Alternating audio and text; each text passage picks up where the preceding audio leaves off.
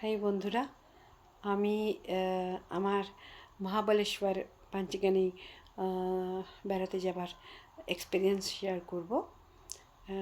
আমি আমার মা আমার মেয়েকে নিয়ে বোম্বে থেকে গিয়েছিলাম মহাবালেশ্বর পাঞ্চগানি ঘুরতে। তো আগের দিন অনেক রাত্রে আমরা পৌঁছেছি। প্রায় 2:30-3টে বেজে গেছিলো পৌঁছতে।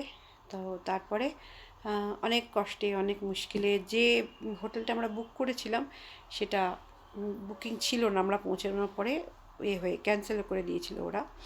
তো অনেক খুঁজে আমরা একটা হোটেল খুঁজে পেয়েছিলাম যেখানে মানে ফার্স্ট ফ্লোরে ছিল। তো মার পক্ষেও মানে ফার্স্ট ফ্লোরে ওঠার সুবিধে হয়েছিল এরকম আর কি। ড্রাইভার হেল্প করেছিল, সত্যি ড্রাইভার ভীষণ ভালো ছিল। তো হেল্প করেছিল, তো পেয়েছিলাম।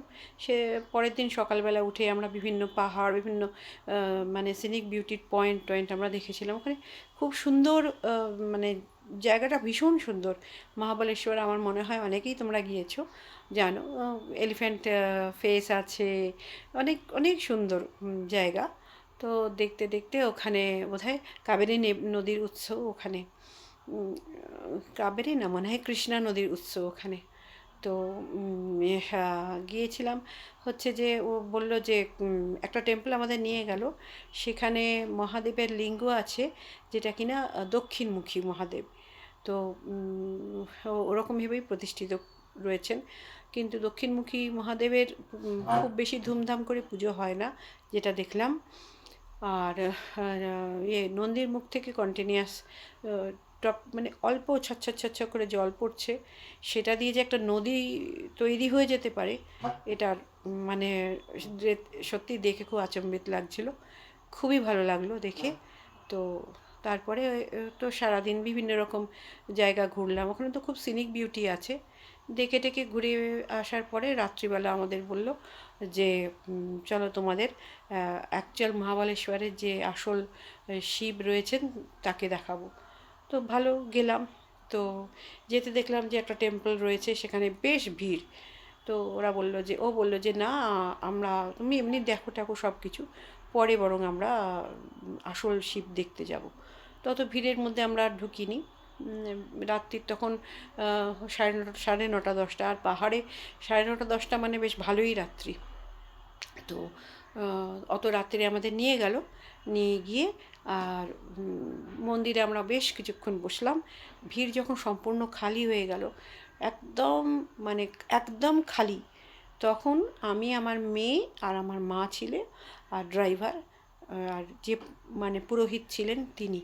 তো তিনি অনেক কিছু শেখালেন, শিবের প্রদক্ষিণ কীভাবে করতে হয়। তারপরে শিবের পুজো করলেন আমাদের নিয়ে সংকল্প করে।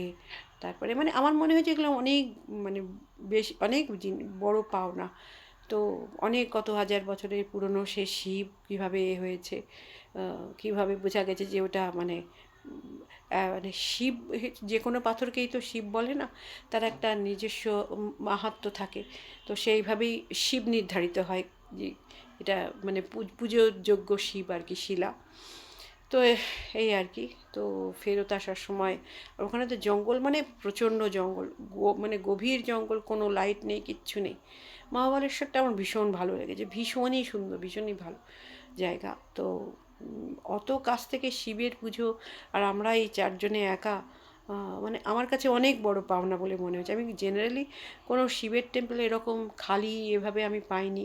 এরকম পুজো, এত পুরনো দিনের শিব এত এরকমভাবে পূজিত হচ্ছেন, দেখে খুব ভালো লাগলো।